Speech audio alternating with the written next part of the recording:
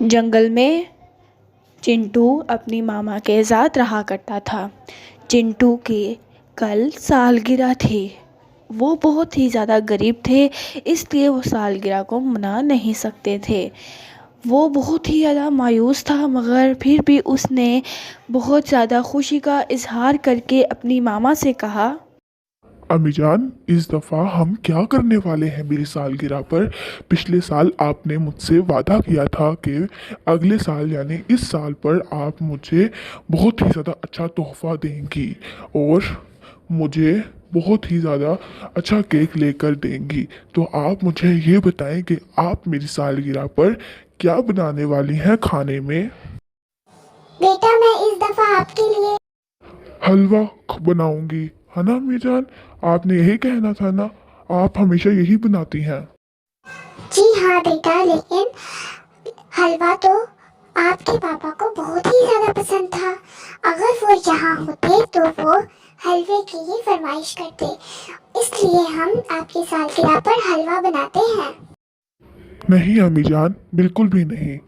ابو جان کو چاہے حلوہ بہت ہی زیادہ پسند ہو، لیکن میری سالگرہ پر وہ حلوے کے ساتھ ساتھ اچھی چیزیں بھی منگواتے، کیونکہ جیسے جیسے ہماری ٹیکنالوجی آگے بڑھ رہی ہے ویسے ویسے بہت ہی زیادہ نئی چیزیں ایجاد ہوتی جا رہی ہیں۔ تو ابو جان اگر ہوتے تو وہ کیک بھی ضرور منگواتے۔ اچھا بیٹا، ٹھیک ہے، جو بھی آپ نے بات کرنی ہے ہم واپس آگے کرتے ہیں۔ فی الحال بہت پیاس لگ رہی ہے، دریا پر چلتے ہیں۔ اس نے کچھ نہیں کہا اور وہ اپنی ماما کے ساتھ دریا پر چلا گیا۔ جب وہ دریا پر پانی پینے لگ گئے، پینے کے بعد وہ دونوں آپس میں باتیں کر رہی تھی کہ اچانک وہاں گوری کوی اور جگو آ گئے اپنی باتیں بنانے۔ جب وہ وہاں آ گئے، چڑیا نے کہا، کیا بات ہے گوری کوی، ویسے تو آپ ہم سے بات کرنا تک پسند نہیں کرتی، آج خود چل کر ہم سے ملنے آ گئی آپ، خیر تو ہے؟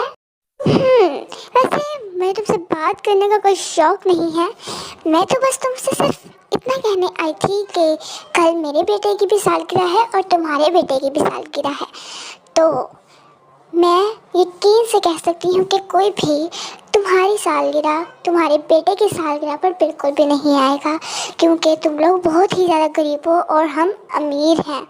اس لیے میں تمہیں بس یہی کہنے آئی تھی کہ کوئی بھی نہیں آئے گا، اسی طاق میں رہنا نا۔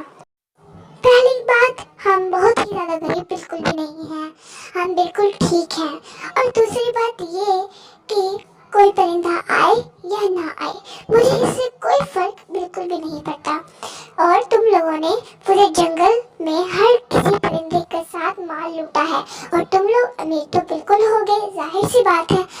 اگر تم نے یہی باتیں کرنی ہے تو تم یہاں سے جا سکتی ہو، تم میرے بیٹے کے دن میں جو کچھ بھرنا چاہتی ہو وہ میں بھرنے بالکل بھی نہیں دوں گی، اور یہ جو تم جتنا کچھ تم نے کہا ہے نا، تم یہ نہ بھولو کہ تم نے بھی بہت ہی زیادہ چوریاں کی ہیں، تب جا کر آپ اتنی زیادہ مالدار بنی ہیں۔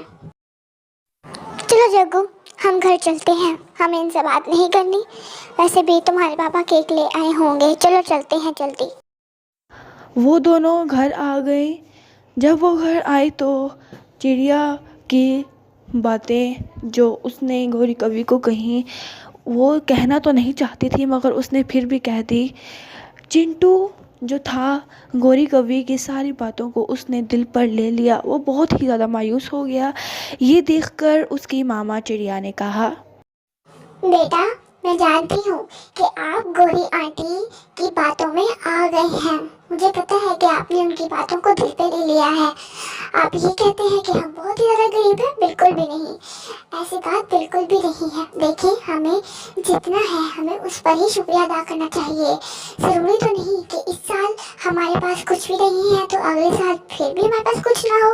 اگر ہم محنت کریں گے تو ہمارے ساتھ یقیناً اگلے سال ہمارے پاس کچھ نہ کچھ ضرور ہوگا۔ آپ ایسے مایوس بالکل بھی نہ ہو، اگر اس دفعہ ہم آپ کی سالگرہ نہیں منا سکتے تو کیا ہوا، اگلے سال ہم آپ کی سالگرہ بہت اچھی طرح منائیں گے، کیونکہ میں آپ کے لیے بہت ہی زیادہ محنت کروں گی۔ ابھی میں آپ کے لیے محنت کرتی ہوں مگر اگلے سال تک اور زیادہ کروں گی۔ ہمارے پاس جتنا ہے ہمیں اس پر ہی شکریہ ادا کرنا چاہیے۔ चिंटू ने सारी बातें समझ ली और उसने अब सारी चीज़ों से परहेज़ किया और उसके पास जो भी था उस पर ही उसने शुक्र अदा किया।